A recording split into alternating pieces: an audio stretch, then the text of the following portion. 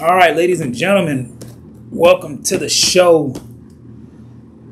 For those of you that may know or may not know, I have the lovely, is it Cassandra Blanding we like to go by? Or do we just like to go by Cass Blanding? Or what do you go by? Just Cass is fine. Just Cass. Just Cass.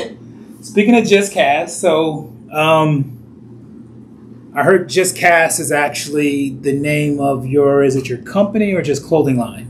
It's the name of my clothing line. Clothing line. Yes. All right. Why don't you tell our viewers a little bit about what Cass, Just Cass, the clothing line is? Basically, it's my merch. It's my merchandising for all of my shirts.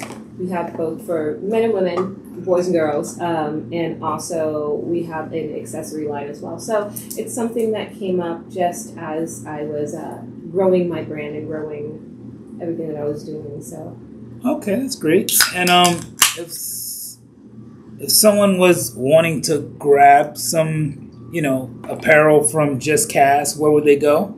you can either go to Cass Blanding, which is my Instagram. So it's at Cass Blanding, or they can go to my Shopify page at justcass@myshopify.com. So I don't know. Okay, that's cool. All right, so make sure you guys, I'm putting it right there on the video, so make sure you head to the website and check it out. I'm pretty sure Just Cass has some great items for you to look through. Don't mind me, I'm just, making a special drink so we can have something to loosen up to and get into this good convo. If you don't know, my mixtures were simply watermelon, a splash of Sprite, and the infamous Tito's vodka. None of them are paying me for it, but I love to drink them, so that's all that matters. That's for you, Miss Cass. Thank you. Sit on the table next to you, whatever makes you comfortable. How is it?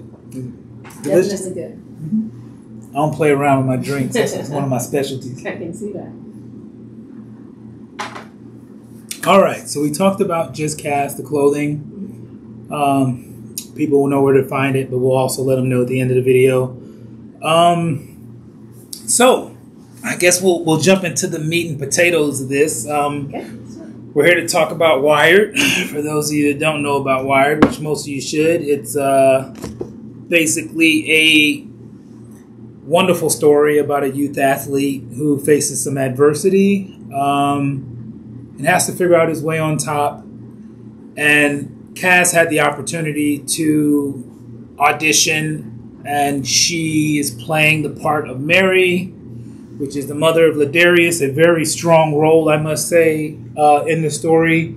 You did a phenomenal job. I think all the crew felt the same way as I did, from the initial table read, from the Zoom to the table read to the actual performance was just stunning. So first and foremost, round of applause for that. I'll throw in some clapping sounds in post. All right, so I definitely want to jump into some questions that I wanted to ask. Okay. Just in general, can you tell, well, I guess myself, because I don't think I've ever asked you, and our viewers, what you actually thought about the story, Wired itself? I thought it was really relatable. I think that was the main thing. And it's a story, for me, that really touches on a great dynamic between not just father and son, but mother and son. And I don't think that's something that's captured a lot in book or in film. It's all your fault. If you wouldn't have brought that helmet out there, he never would have died. He'd still be here. You took him away from me. But Darius, honey, how was I to know? We generally stray away from that, and we like to have content about like the father-son relationship. So to watch these characters go through this huge transition within the book, and all the parties that kind of played a part in it, I think it was really interesting to see it from so many different perspectives. Okay. Yeah, and I like when you touched on the fact of, you really don't see it from a mother standpoint or perspective. Watching you two, when those moments came when, Ladarius lashed out at you and you happened to be that strong, for unfortunately single mother that tried to carry the weight of the family on their back. It was definitely, again, it was just magnificent seeing how you jumped in there and did what you were supposed to do. So definitely, kudos on that. Definitely kudos. Okay, and with that said, we'll move on to my next question. Again, you had a chance to read the book. I think that was one of my prerequisites. I wanted all the actors to actually read the book to kind of make sure they jumped into the story and knew a little more about it. So with that said, I know you may have noticed once you got the script, it was the short film script. It was a lot different from the book. It was probably like day and night from the book. But what were your thoughts when you end up reading the script, kind of like after the book? That first script read. What were your thoughts? I would mostly say that I had studied the book, so I was studying the book instead of the script. So I think I was quite relieved that all the content in the book was not the dialogue that I was going to be doing in film. However, I thought it was very well done how you were able to capture so much of the dynamics of what was in the book and still have the content that was necessary to create every scene so that you felt that every scene was captured from every scene in the book. So yeah, definitely. Okay, that's great. I appreciate that. And that was my main intention. I didn't want the book and the actual script to be the same. Because I do want, when someone sees the short film, I want them to kind of say to themselves, I wonder what the book is going to be like. And then when they go read the book, it's a little bit different, but they're going to see it was along the same guidelines of the film. So that was my intention on that. So we talked about the book, talked about the script. Now let's jump into lights, camera, action when we're actually on the set. Sure. I know you've. I know you've. From talking, you've been on a lot of other sets and a lot of other productions. Mm-hmm. How different was coming upon this set? Different from other sets that you have actually been on. I think when you're dealing with a short or an independent film, everything is a lot more closed off. Like you're not dealing with a lot of extra going on. So there's not a lot of different people, and you have a very familial kind of energy going on within the set and within the content of the set. So I think we all kind of got to get to know each other in a very different way than you would on a major feature film, because there's so many moving parts. So there's not really a lot of time for you to have really interpersonal relationships. You kind of get to know somebody very briefly, you do your scene, you leave set, and then it's the next scene and things keep rolling. I think within this, because we were kind of all within scenes of each other for so many, that you just really get to have relationships with people. And, there's a lot more personal care and a lot more input. There's a lot more, you can actually suggest or ask questions in a different way than I think you could on a feature. And it's not to say that you couldn't, but it's just a very different energy that you have. Okay. All right. With that being said, what was your most memorable moment on set? You had to snatch one moment that was just it grabbed you and we have an executive producer that likes to freaking pop up in every scene, so those were fun. Okay. I'm just randomly popping up in shots just without reason. I was on my blooper. I'm trying to get my bloopers on, because at the end there will be some good bloopers. But it's not that I wanted to make my presence felt or known, because again I'm the writer. But I'm much of a jokester and a comedian. Like anybody that knows me closely know. I joke I joke. That's what keeps me keeps me motivated and happy. So yeah, my popping up, rolling up on my scooter, or just jumping into a scene or whatnot. You know, it was fun. About is what I'm gonna do about football? What about my dad? What about your dad? That really ain't your daddy. I'm your daddy. Jack really your daddy. I'm really your daddy. It was. Yep, definitely fun. All right. Yes. All right. So to lead in with this next question, I don't know, but I know just from watching scenes that sometimes it's hard to get into character in some characters. There's a real powerful scene that was actually there was two powerful scenes. One where you had to literally witness the death of your husband, Jack, and then another one where you had a breakdown with Ladarius, your son. There is nothing that I wouldn't do to get him back, but at this point, I need you. I need you, Ladarius. I can't lose both of you. I just can't. Because he continued to rebel, and I think you had that moment where you just broke down, and it was definitely a scene. Well, both scenes were scenes to where there had to be that energy of just sadness. How do you go to those places as an actor? Like, how much work is it, or how much work is it not? Does it come natural to you when you have to get into character for scenes like those?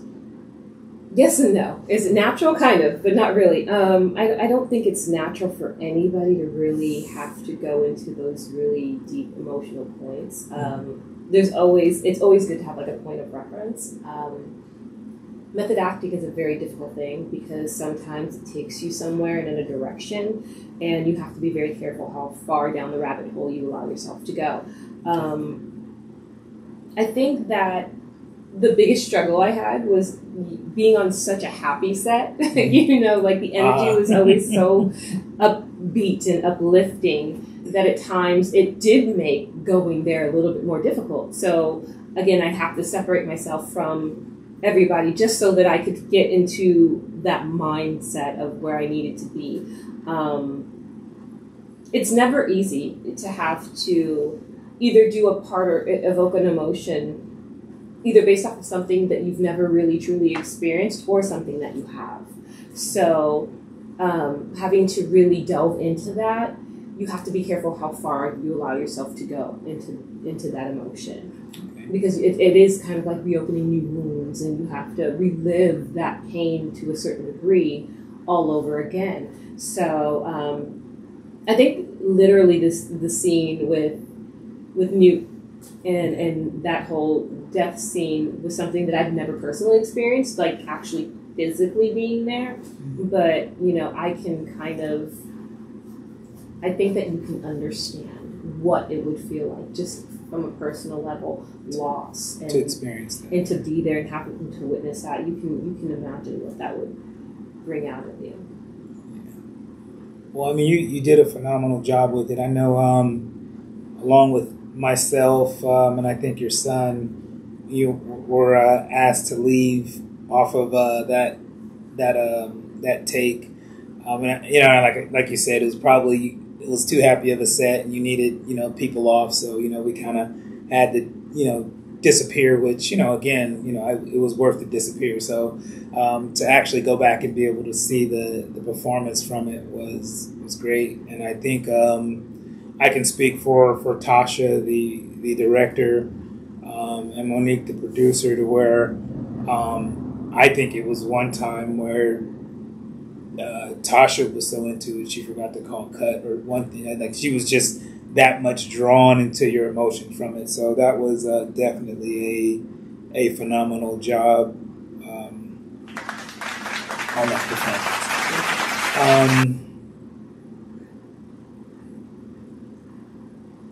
that'll take me into the next question. I wanted to ask, like, what was the hardest moment on set for you, whether it be a certain scene, a take, or what was it, or just what was the hardest thing on set for you?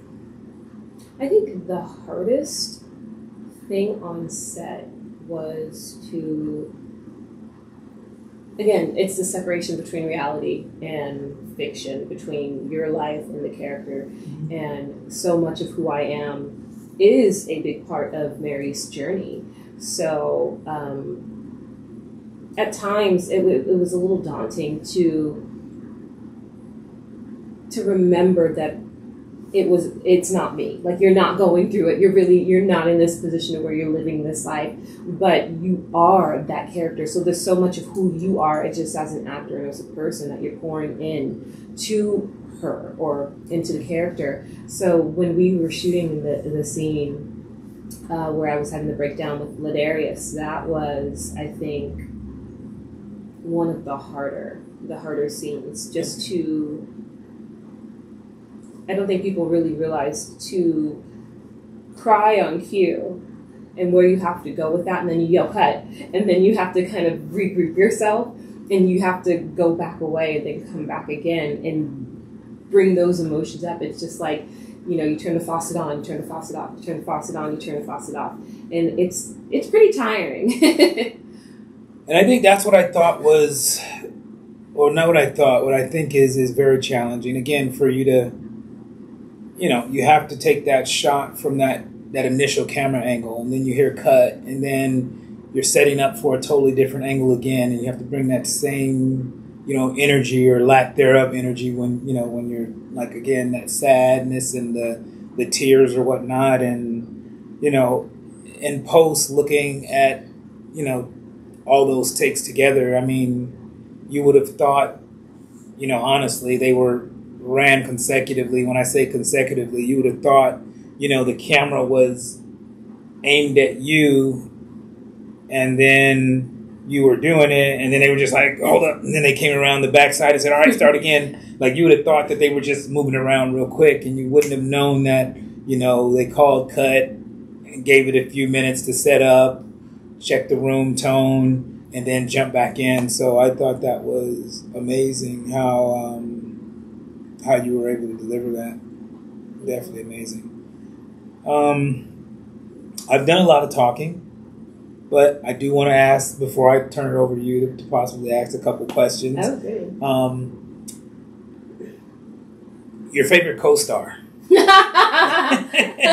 Who was your favorite co-star on the set? Oh, my word. That you loved working with, and why? Man.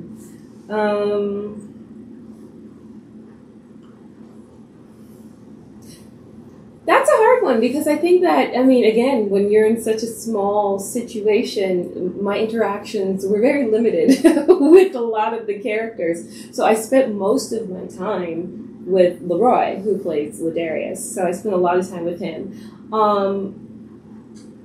I can't really pick that. I think that, again, I loved everybody on set. It wasn't like a one-person type of deal. It was more of just like everybody brought something completely different. And because of that, I think that I just kind of gravitated to everybody, and the energy was really lively. So, I don't know. I don't have a favorite person at all. For some reason, I don't think anybody will ever come on here during these interviews and probably pick a favorite. They're probably like, I don't want to offend. No, it's definitely not an offense thing. I'm not worried about that. It's more or less just, again, I didn't get the opportunity to really work with everybody. So to pick one person based off of that wouldn't be fair. Because, again, my energy with one person could be completely different than my energy with somebody else. So I'm going to say that everybody off camera was fantastic. Okay. All right. So no favorite co-star is what you're saying? No favorite co-star. I just want to make sure. It just seemed like that's what I was getting. No favorite co-star. Which is it's understandable. All right. I guess you got away with that one. No, did I? All right. So I'm going to open up the floor for you to ask, a question or two about whether it be the book, the author, the crew, or anything you feel I can answer for you. The floor is yours. Okay. So, what was it that you saw in me when we did the Zoom meeting that really just brought you to the understanding that I want her in this film, whatever the character may be, I really feel like she would fit for this role that you have? Okay, good question. So, if I'm not mistaken, I'm not mistaken, you were actually auditioning for the role of Sarah, which Sarah... it's kind of creepy now that we think about it. Yeah, it's a little creepy, but, it's things happen for a reason. But you were auditioning for the role of Sarah. And for some reason, and Tasha, the director, and again, Monique, they both felt that your talents would have been underutilized as Sarah. They seen something more in you for that role of Mary, as I did too. And I think when we sat there and we talked about it, because we were thinking we were going to have to recast for the part of Mary, and I think it was like a unanimous decision where we all kind of said, like, why are we going to recast when we have, Cass, and she would probably nail it. Like, and again, the consensus was around the board that, let's pitch it to her, see if she wants it, and hopefully she will, and we'll go forward. And luckily it was pitched. I don't know if you sat and thought about it for a while and was like, no, I wanted Sarah. But, if you didn't, and you were just, open to doing it, we definitely appreciate it, because it turned out to be definitely one of the best things that could have happened to the film. Because again, those roles and parts that you played where you had to basically bring the emotion and the things that you just dealt with as a single mother, just lost a husband, you have a son that's just spiraling out of control and not knowing what to do. And again, the scenes where you had to dig deep, it turned out phenomenal. So, we've seen a lot. I think I answered the question maybe in there somewhere, but definitely seen a lot in your potential, in your delivery, and just your overall approach to the part. So I think that the main thing was really for me that when you pitched me the idea of Sarah, when it was brought to me, or Mary, sorry, it was more or less of can I do this part more than do I want to. I think as an actor, the first thing you think is, okay, if it's an older character especially, you don't want to get put into a specific box. Okay, you can only play this character. But then I also thought about, okay, well, let me read it, and then let me see how I feel about just the content. And then once I read it, I was very much drawn to, I think, the rhythm of how you wrote her as a person, not just as this woman who was kind of like a two-dimensional being, but she had all these different layers and emotions and feelings that she had to cope with. And sometimes the feelings were kind of it almost seemed as though they were buried underneath, and she had to hold them in, but you kind of could feel like she was manifesting them, even though she couldn't really say how she was feeling, because of course her main goal was to help her son through it. So reading that and really trying to gauge whether or not I felt that I could bring her to life, I think that was the main thing. Once I read the script, I was pretty much like, okay, I'm game, let's do it. So it didn't take long. I think I called Monique back within 45 minutes or an hour after reading it. I was like, yeah, I got this, let's do it. So that's great. Yeah, it wasn't long. Calling them back within 45 minutes. I think they made me wait a little bit longer to know, because I was just in suspense. Are we going to have her to do Mary, or are we going to have to start casting again? I think they made me wait a whole day, and you literally called back in 45 minutes. Yeah. I don't think it was that long. I I can't believe you, Tasha. And Monique. Didn't wait that long, but okay. All right. My next question for you. Let's see. What is something that you will take away from this whole process? Just jumping in to the EP or as an author. What do you mean in general? As a whole, like what is something that is meaningful to you that you take away from this whole process? I mean, besides the obvious. Something that I'll take away from this whole process is that anybody that knows me knows how humble and appreciative I am. So with that being said, and I want to bring it to the point of like just, financially, like as an executive producer, funding a project as such, a short film, knowing that, I have to cover expenses for actors, for food, for, items needed for whether it be wardrobe or props, and then paying for post and everything. What I take away from all that is the fact of the actors that played a part in this, and me as a human being. I am a very caring person, and I know that each and every one of you were undercompensated financially. So when I say I take that away as one of those, again, I'm humbly appreciative of everyone's support for this project. And of course, I think that's what drives me to push it and get it out there more to where there is a bigger picture for it, whether it be on a bigger platform or sold to a studio or whatnot. And I think I kind of mentioned this to maybe Tasha, and I might have said it to a couple other actors or whatnot. Like, it's one of those, it comes full circle. So whatever happens from it, Right. You know how actors do, prime example, Scarlett Johansson with doing Black Widow. I don't know if you're familiar with it, but she did Black Widow, Mm-hmm. and she was one of those actors that was going to take the recoupment from the box office. You know how some actors, they take the 10, 20 mil up front, or they say, I want box office sales. So I say all that to say this, like, she was taking money on the back end, but it crapped out for her because they put it on Disney and streamed it, and so she missed out where other movies have come out after that and and made killing. So again, I say that to say the back end for everyone that played a part in this will be rewarding. So whatever happens on whatever scale, I'll definitely come knocking at everyone's door again, saying here's an extra compensation for your work.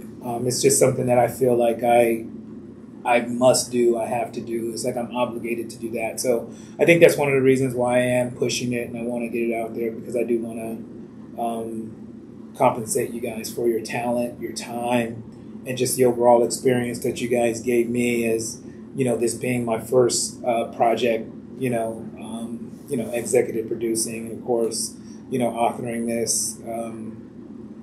It wasn't easy. So that's probably one of the things I'll take away from it, but there's probably a laundry list of it. But yeah, that about wraps it up. Is that the answer you were looking for? No, but no, It's not never, at all. It's never the answer. Not at all, but it's okay. I'll take it. It's a good one. And I think my final question would be, who's your favorite person on set? Oh man, I might have to go down the rabbit hole you jump down and come with some long story and not pick anybody.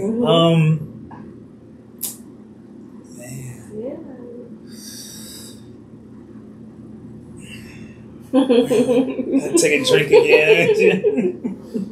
This gives me time to think about my answer. Is it really that hard?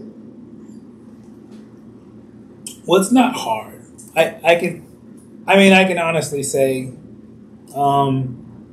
there definitely were, for me, I two favorite actors, and it definitely would be you and Leroy because one, Leroy stepped into his part, and him playing Ladarius, it did mean a lot to me for him to land this role because, as some people know, this role of Ladarius and losing his father, it's personal for me. It goes back to me just losing my brother last year, and him leaving behind his son, my nephew, whose name is Ladarius. And when you see someone go through something like this, and you see their overall demeanor, it means a lot. And I say that to say, with Ladarius, my nephew, basically just shining through the adversity that was up against him. Like he could have stopped with football, but he's literally gone on to, play, arena ball. He's gone on to play overseas, semi-pro, and he's continuing to do great things. And we're hoping that he lands that dream that his father wanted to see happen for him. Yeah. And I know his father wanted to see him go. My brother wanted to see him go off, and play ball in the NFL or something like that. And I really don't think he's going to stop until he gets his opportunity. And to backtrack, I think Ladarius, the actor, Leroy,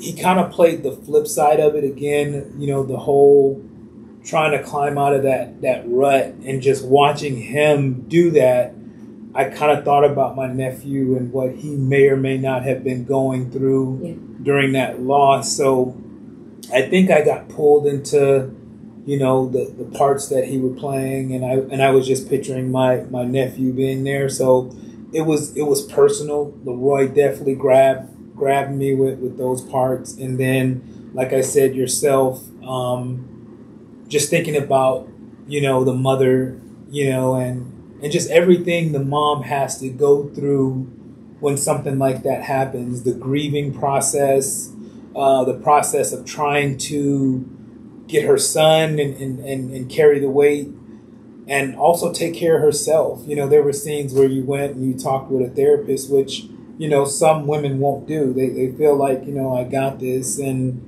and they'll try and handle it on their own, and they find themselves breaking down, moment after moment. So just watching you embody that part and do the things that you did on set, again, it pulled me in and had me drawn.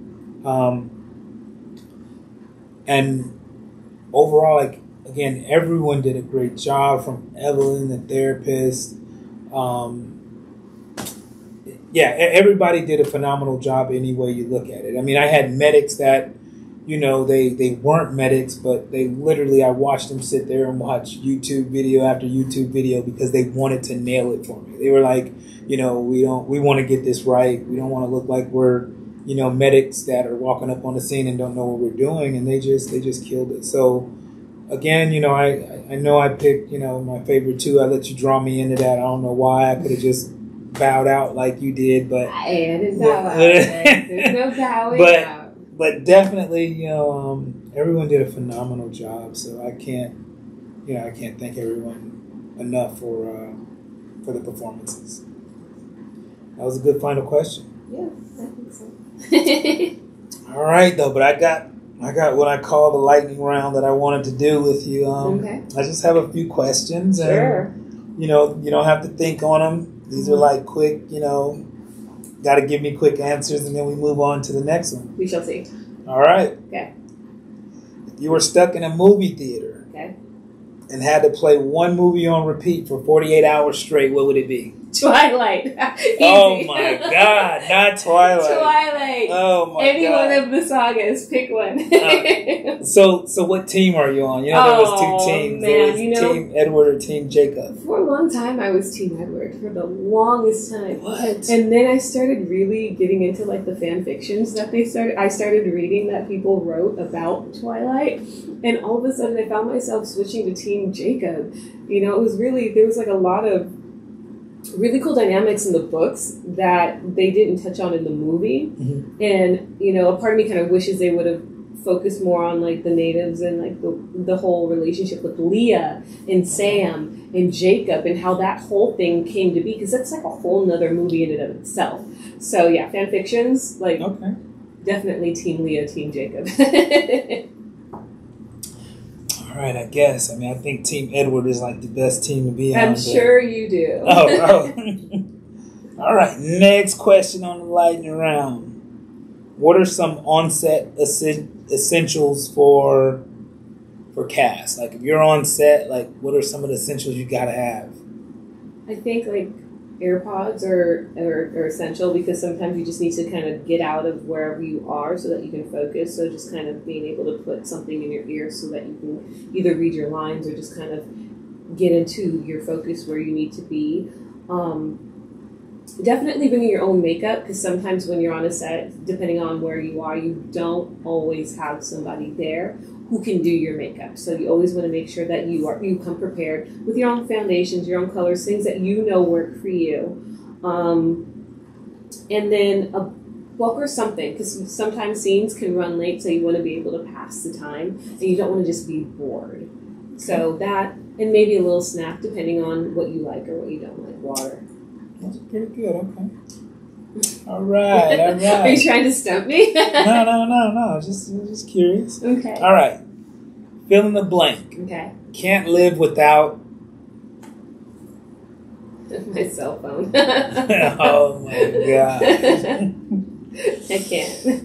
You're a technology baby, huh? I mean, just gotta have your cell phone. I think technology connects us to the things that we deem important in our lives, whether it be people or you know, everything. You have every app that connects you to just about everything, from your bank to your social media outlets to books. So phones kind of store just about everything that you need. Yeah. Okay. This is the tricky thing I like to do with people sometimes. Mm-hmm. Your mom's cell phone number by heart, do you know it? Yes. Your son's? Yes. Your best friend? Yes. By heart? By heart. Okay, that's good. I'm at fault because I couldn't tell you my mom's cell phone number by heart. I probably couldn't tell you my son's cell phone number by heart. So if something happens to me, I'm what they call assed out. What about your girlfriend? Could you tell? Can't even do that. Oh, man. I'm just stuck. Horrible for her. I'm just stuck. Yeah, something happens to me and they be like, who do you want us to call? I'll say, call my mom's house phone. That's the only number I remember.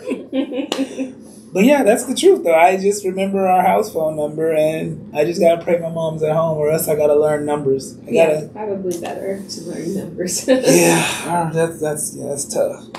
All right. So, next question. Mm-hmm. What's next for Cass? What do you have lined up? I'm actually working on another project, so that's really exciting. And working on some music with one of my really good friends who we were just talking about getting together to co-write a song, and that's really exciting because she's a fantastic singer. So I'm really excited to get into the studio with her and just create. So yeah, definitely. Can you name drop, or you can't name drop? I can name drop Sophia Mojo. She's Mojo. Fantastic. She's an amazing singer right now. She's on tour with Judith Hill. So look them both up. Okay. They're very, very, very amazing. And I'm really, really excited about just being able to come up with something really new and fresh for the next EP that we drop. So this will probably be like a single, maybe separate. I don't know if I'm going to include it in the EP or if it's just going to be like a cool little single that we just kind of throw out there, or like a little teaser. So we'll see. So you're collabing with someone. What about any personal projects of your own? Well, I do, of course, still have my clothing line, so that's really, something really No, big. personal music projects. Oh, personal music projects. Yeah. So be specific. Okay. Yeah, I mean, of course, I have my own personal music project. Right now, I'm writing a lot, so I think that's kind of where my brain is, just trying to get a different ideas to where I want to take the direction of my music. I have a couple of singles out, so they're not really EP, more just like singular records. So Stay, When the Bow Breaks, Whispers, they're all available on all the streaming networks from iTunes, Amazon, YouTube Music, because we no longer have Google Play. So yeah, those are out, but I'm really, really focused on creating something that defines me and where I'm at right now. Okay. All right. That's good. All right. So we have clothing, we have movies, we have music. Yep. You're just all around Renaissance woman. You're knocking it all out, which is good. Which is good. Girl power. I feel you. I mean, you can't just do one thing. You don't know what door God's going to open for you. So I think the major and most important thing is never to limit yourself to just one thing. Never say I can only do this one thing. You want to make sure that you're allowing yourself to be inundated by all the talents that you have. So you want to use everything in your arsenal. So if you're a writer, you want to write. If you're, a singer, you want to sing. If you're a dancer, dance. But don't just do one thing, because any of those doors could open and lead you in, that direction. So it doesn't mean that you can't do all the other things. You just want to, allow yourself to have whatever that entrance is to be able to open up the doors for all the other stuff. So. Okay. And you mentioned one thing, and I do embrace when people mention the word God. You said, God will open doors for you, and I don't like to spend a lot of time on it. Yeah. I'm not in church as much as I should be, but that doesn't mean I don't believe in God and, Right. and what He represents. Mm-hmm. God does do a lot for us in our journey on our journey to success. I'd like to call it. So it's good to know that people do put God first. Some people think what they do is just from their talents alone, but I'm a firm believer of I wouldn't have anything I have in life if it wasn't for God, because like I said, I think I've been to the bottom. When I say to the bottom, I think I've been the lowest that I would probably get in life, and that was in my lower childhood. And I had a lot of things that I think God blessed me with. A woman to definitely step in and play the role of my mom when my mom passed away when I was young. So it's good to hear God mentioned in a lot of things. How we go back to awards and shows, people would come up and thank everybody else, and God would never get mentioned. But again, it all revolves around God. So I won't spend too much time on that. But yeah, I definitely I always tap when I hear people mention God in interviews or in conversations. You can't have a conversation without him. I think that, even to just limit it, first and foremost, he gave me everything, like you said. He gave me every talent that I have. Everything that I have would not be what it is. I wouldn't be who I am without everything that I've been through, whether it be good or bad. I think you have to be able to understand that sometimes things will happen, and it's how you deal with what happens and how you allow God to grow you within that, because it's not easy. It's not, especially being in this industry. Being in this industry, you have to be crazy. It's not easy. The rejection is real. You're going to go through a lot of ups and downs. You're going to hear things from people that sometimes seems completely absurd or ludicrous, but at the end of the day, you can't lose focus on God, because if you do, then what are you doing it for? You're just doing it for self. And I don't want to ever put myself in a position to where I'm glorifying me. Yeah.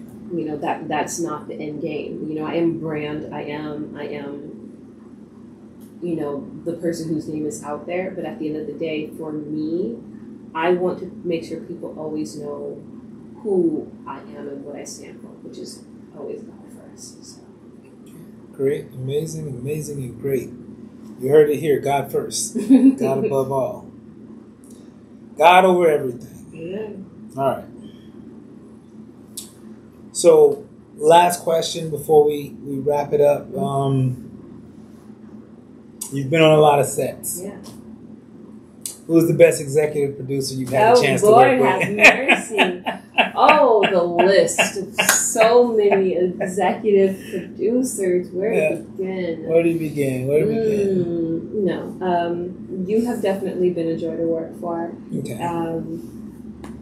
I'm glad that I got the opportunity to meet you and to become a part of your story, because I think that's the greatest thing, is just when you get to become a part of somebody's journey and somebody's dream and somebody's story. So to have that opportunity, I'm just really excited to see where this moves and the next step for you and Wired.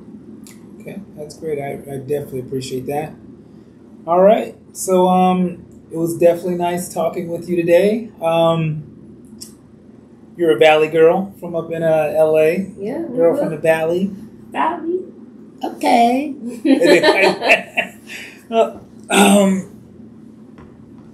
If you haven't had a chance, like I said, the book Wired is on Amazon. You'll get one of the 3 different versions, and the only difference between them are the covers. I can tell you this was the initial cover we started off with. Then we rotated to this one because I wanted to change the dynamics up. I switched. So what I'm publishing, I switched publishing companies because I was pissed off with my publishing company. And then I decided to make it a little more personal, and I put my son, Edward Jr., on the front of it, which this is the final one that we're sticking with. But again, if these sell out, you'll definitely get one of the other 2, but no fret, they're all the same, just so you know. Cass, thank you for coming out. I'll make sure everyone knows where to hit you up. They'll see it in the credits. They're going to check out Just Cass, check out your merchandise, check out your music, and we'll look forward to seeing what's next for you on the screen. Hopefully it's Wired that really catapults you up once it's said and done. You know, I guess, everybody wants to be that one and be like, yeah, my movie set her on top. So, just, hoping that your journey is blessed and prosperous. I think that's all you deserve as a woman of drive. Just wish you all the best. And if you had one more thing to say to our viewers, what would that be? Look right into that camera and deliver it to them. Make sure you check out Wired. Get the book. All 3 of them on sale now. Great book. Love you. See you later. All right. Thank you. Glad you all dropped in. Check out this segment and be on the lookout for the next segment, which we should have Leroy in, and I think he's going to bring the thunder. All right. Peace out, everybody.